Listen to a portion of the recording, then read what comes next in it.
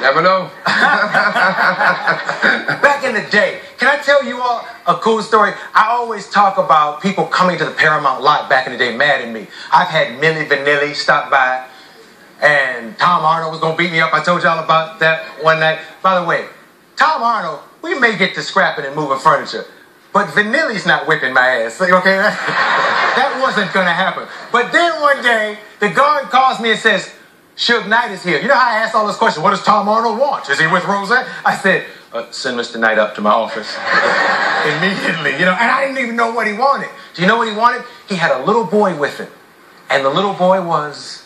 Bow Wow. Yeah, little boy. We put him on that night, right? Exactly, right on the spot. Yeah. You made him. Well... You did that. Well, I thank you for a lot of those artists in the early days. You helped me formulate what the show was. People are watching. Jay Leno's playing. Hey, that's Suge Knight. People just tuning in right now, bugging out. Let me ask you this: with artists and deals, I know it's one of your big pet peeves. You want to speak on that? Because I know you help Bow Wow, and you're looking at guys today, and you're questioning deals. Well, one of the reasons I got in the business is that it was a guy named DLC, and he had an accident where he lost his voice. And every person abandoned him. I took what I had to help him, and I said, you still have your publishing. Come to find out, Jerry Heller and Easy bought his publishing for him for a watch and a gold chain.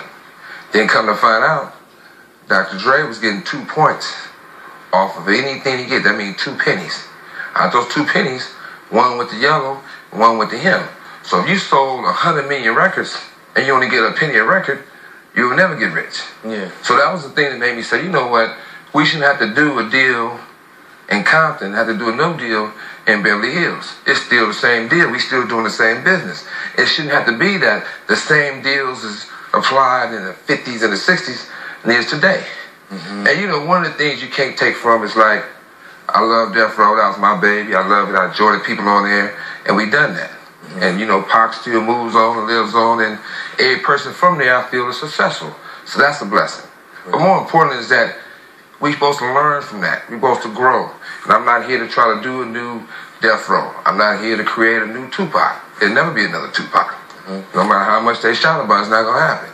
And at the end of the day, it's up to me not to try to get in the way and say, I want to keep pushing a label. You have guys out here with great labels. We're going to support them, let them grow, even these youngsters. So when it come down to it, the deals are still messed up. I think it's unfair if you really look at it if you look at Interscope, the 2 guys from Compton, Game, Kendrick Lamar, got 2 of the worst deals in the industry. Yeah. And when you look at it, is that it's not so much the production company fault, but what people don't realize is that if you on Universal is the ship, then Interscope get their cut, then Aftermath get their cut, then G-Unit get their cut, then the guy who really has Game Some point signed, you get to my pick. Yeah, same time you get Game signed, it was a guy named, another production company. Then it came to Game. Then it was Kendrick Lamar is the guy who put the deal together. So in the reality, it's more slavery now than ever. Ouch. Let me ask you, not quite slavery, but I understand what you mean. When you're a slave, you knew it was bad. You know what I mean? Yeah. When you was a slave, you like, it's bad.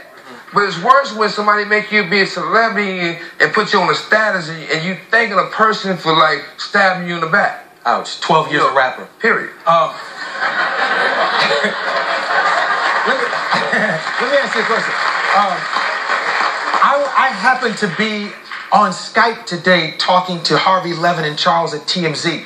Why were you on there recently? What happened? I want you to get your side of it. I don't knock the shops because it's a marijuana shop, it's a weed shop, and I know people do things for certain reasons. Right. These are the same guys that will call you over and say, "Come by my shop and talk to my family and take 100 pictures." Right. What I want to do with you is smoke a blunt. And then, by the way, I'm from Compton. We got all the weed we need. That real stuff. You know what I mean? So if I'm coming there to have a conversation with you and take some pictures with you, that's all love. So when I came back, as they told me to come back, they said, "Hey, come stop by." I come by, And when I came in, I asked the security guard, hey, you know, where's the homies at? They said all in the back. I said, what's your name again? He told me his name was Zimmerman. I said, Zimmerman? Damn. So, you know, that like, I already threw my move off a little bit. You know? Curious. Yeah, so I go, and I get to the door, they buzz me in, they happy to see me, talk about all the good times and the pictures and stuff. They said, man, you want all this? I said, no, I don't want that, we talking. This guy bumps in, you can see on the videotape playing today, he pops in and tell me, if people don't have their papers right, they get killed in this. Excuse my language, I forgot one, you know what I mean? The shit. You know, I invited you here. You know what I mean? You did, it's your fault, you know what I mean?